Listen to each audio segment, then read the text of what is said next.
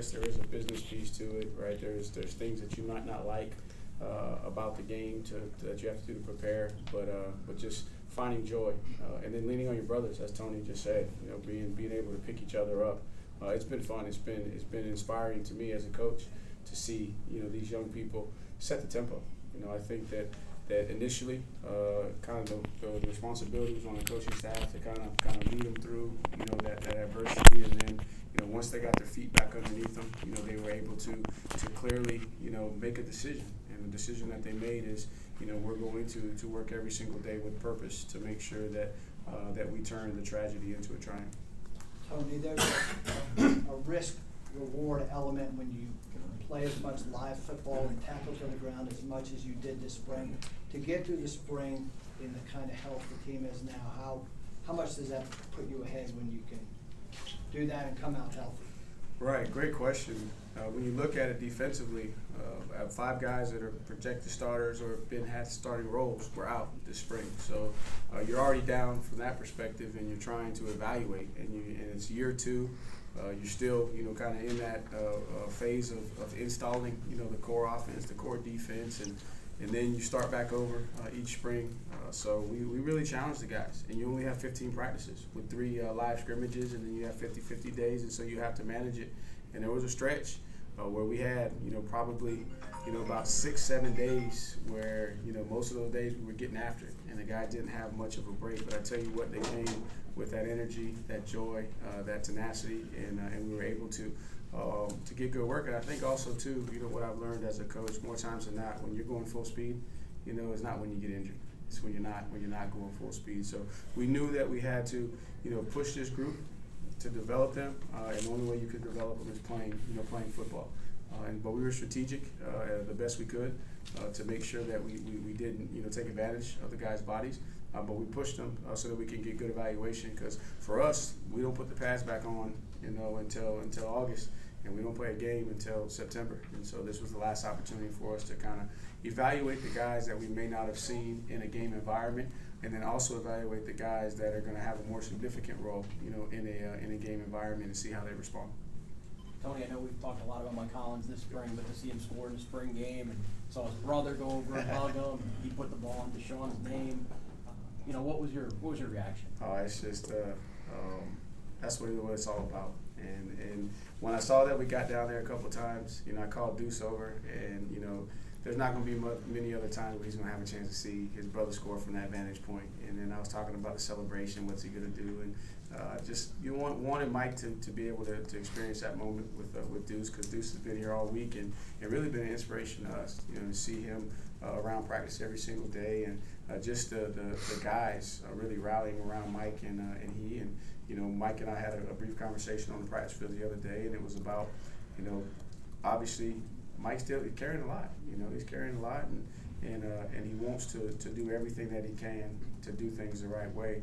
And there's going to be days where all of us are going to be emotional. I get emotional if I go a certain route on campus or on grounds at times.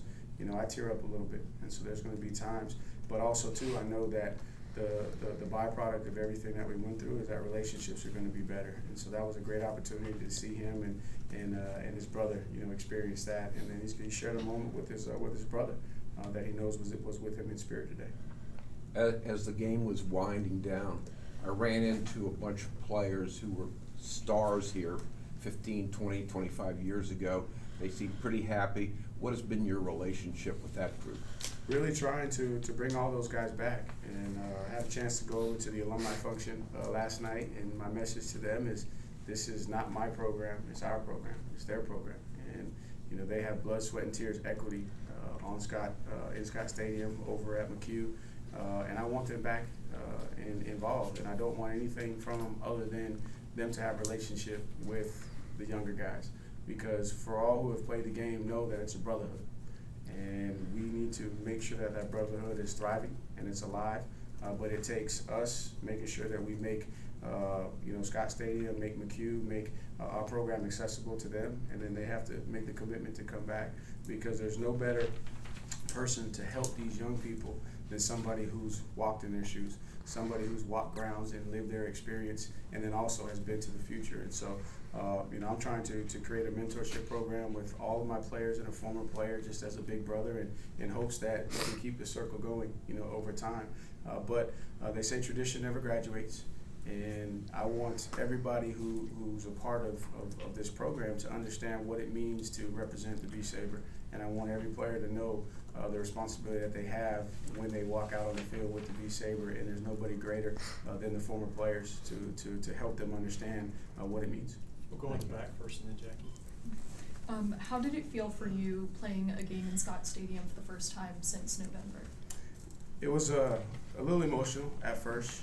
You walk down and you have a chance to see the beautiful graphic that was designed and then placed on the field by the grounds crew, and a little emotional, when you think about it, because we're the ones that are fortunate to be on the grass, where 3 young men are not fortunate to be on the grass, and then their families will not have a chance to see them play on the grass again. So it kind of puts it in perspective. And then once you get back playing, as a football player and a competitor, that's your safe place, to be honest with you. That's where you kind of, nothing else matters. Once the whistle blows and put the ball down, nothing else matters. It's where you can kind of find peace, you can find solace. And then once you step off the field, then kind of reality comes back into perspective. So for me, it was a little emotional, and then they're addressing the fans at the end. It's emotional as well, because this is, it's real life. It's real life. And you never, as I told the fans, you never wake up in the morning expecting or thinking that you're not going to see your loved ones again, right? You expect to wake up in the morning, right? You see your circle of friends, you enjoy them for a day, you go to sleep at night, and then you expect to wake up the next morning and have those folks around. And for not just, our folks, but all over the country, people are dealing with, the loss of life and tragic loss of life. And so it puts things in perspective. And so you have an opportunity to use that space to be a safe place, but you also have an opportunity to use that space to inspire somebody. And that was my message to the team, is we have a chance to change the world today. And truly do, because a lot of people are tuning in to see, how are the Cavaliers going to respond? What's this team going to look like? And so the spirit that I've seen day in and day out, that's all I wanted them to do, was show the world the spirit that they have. They had a great opportunity to show and encourage everybody how you respond, when you face a tough time. And for the most part, I feel like they did a really good job of letting everybody see, their spirit and their joy and their fun and their passion for playing the game and their appreciation. The spring game is always an opportunity for young guys to flash. There was a lot of young guys that flashed today. Anthony Colandrea, Trey McDonald. What's kind of your assessment of those kind of guys there? I've said it, for a while about Ant. He's a ball player. It seems like the bigger the stage, the brighter the lights, and that's what you saw. You saw a chance for, and what I liked is I didn't know that in a game situation when the coaches were on the field, how was he going to manage everything? And he did a really good job. And not only did he do that, he was able to extend plays and have a lot of fun. And you got to kind of see his swagger come out. And Trey McDonald's been making plays all spring, and so it's been really good for him, with Ahern, not being able to practice, to get all of those reps. Same thing with Stevie Bracey. So it was fun. It was fun just to see guys get out there and compete. And I'm anxious to watch the tape, because then you'll get to see probably some that I missed, And there's going to be some whining back and forth on some plays that they thought were sacks, or sometimes when the quarterback wasn't live, tagging off. But you gotta let them play, gotta let them have fun, and then also too, that creates a situation that now you gotta respond. Maybe you thought the play was supposed to go this way, it doesn't. Now you gotta respond. So there's so much that you can get out of a spring game, and I'm grateful that we were in a position to be able to split the teams evenly and actually play a true first half of the game, and then a kind of a modified second half. Tony, Jameer Carter's a guy who's played a lot of snaps in his career. Just how do you challenge a guy like that to kind of take the next step?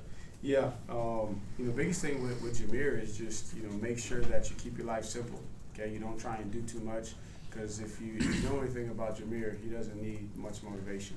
He's one of those guys that you got to say, whoa, you're not telling him to go. He's like, whoa, you got to manage him, because he'll go so hard. For example, I think back to last summer. He done worked himself into a full body cramp, because he had 2 workouts, and then he went out and did his own personal workout. So he's the kind of guy that you really have to help him to understand that more is not always better.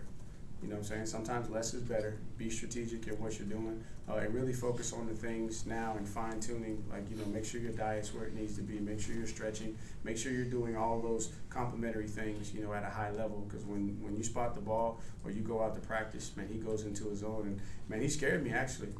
Out there, he made a play and he started talking and hooting and hollering and shaking his head, and you know, I hadn't really seen as much of that because he's more of a quiet guy. But I'm actually excited too, because it tells me that now he wants to kind of take a step forward from a leadership standpoint. So in terms of the physical stuff, he's the guy we have to manage, because he's going to go hard. But he has so much potential, you know, as a leader, and then he also has the ability to really start transitioning to being a pro from a mindset standpoint. Musket mentioned the idea that Calandria being so young and Tony being older and having played a lot, it kind of keeps him young and brings him back. How has Calandria been in terms of fitting in with a bunch of dudes who are older than him? I think he's got about a handshake with everybody on the team. So that just kind of tells you that he has the ability to gel and galvanize guys to him. He played. You know, he was in an extremely difficult situation in high school too. You know, the team that he was in charge of leading, and to see how he was able to you know, bridge that locker room, bring it together. It just tells you that, you know, he's got that moxie to him. And he's got that Florida swag, which I like. You know, there were a couple of times I had to tell him out there, hey, look, play like your jersey's not orange, right? Because he's running around trying to do a little bit too much at times. But also, too, with guys like that, you don't want to take away from what makes them special, and just that mentality that I can make every play, that I can make every throw. And then also that pushes the older guys, too. And so Tony's right. When you have a younger pup, right, that you know is going to be a guy, it kind of, and then you have an opportunity to teach him, right, it makes you better as well. Go ahead, Chris, then we'll take the last question right here. I don't know how much live special teams you did for the spring as a whole, but Right. today there were some miscues and stuff. Right. Kind of what is your evaluation of that group? Right. going out? So when you go into spring, again, you only have 15 practices, and so you prioritize, and really the things that you prioritize is your punt team. Right? You prioritize your punt team, you prioritize field goal, you prioritize kickoff, and then some of your return stuff, you know, you just, you know, work on those things when you can kind of fit it into your schedule. And then when you go to the spring game, now you're splitting the teams evenly, so you don't have as much continuity when it comes to special teams. And so, you know, punt return is the bottom of the list, right? Because we work on catching the balls every day, but in terms of putting teams out there, you know, punt return is probably the one that we work the least, right? And then then kickoff return. And so what you saw is mostly those were the issues that you had right there. Malik, you would assume, right? But you know, he's out there and he was told to put his heels on the 8, but now you got to take the coverage team to the other side, give a fair, don't give a fair catch so that they chase you, or you got to poison the ball. And so just those are things that will hit hard once we get into fall camp. But special teams, you know, we prioritize, and what you saw was more just a function of guys that may not have had any reps, right? Because we're splitting the team evenly, you know, they may be having to perform a function that we didn't have enough time in the spring to be able to work on. So many things did not go the way that you wanted them and planned them last year, and a lot of guys left. This is a really new team, and you truly have the chance to shape your program the way you want it. So what core principles do you want to install in this very talented group of young men? Well, the first thing is, man, I'm grateful for the guys that came back. I mean, there were a lot of guys that came back. And I know we had some guys that departed, but we had a lot of guys decide to come back. And so that's been the focus. And really, the biggest thing is it's year 2. Okay, there's a little bit more continuity. Guys understand what the expectation is. They understand that I want you running on the field, off the field. You know, everything you do has a purpose, and so that's not new to them. Whereas last year, a lot of that stuff was new to them, right? And then you have to put in other core principles. You're establishing a culture. You're putting in an offense. You're putting in a defense, right? You're dealing with, you know, older guys, younger guys, guys that have had success. You know, guys that really don't have experience. So, you know, year 2 is off to a good start. Obviously, we got a lot of things that we got to work on, and we got great evaluation over the spring. But the biggest thing for me is just core value-wise, just continuing to instill the mindset, the mentality, the attitude, the processes, and the way that we work, and then find ways to continue to find joy and fun in doing those things. All right, thanks everybody. One thing on the stats, Jack Parisi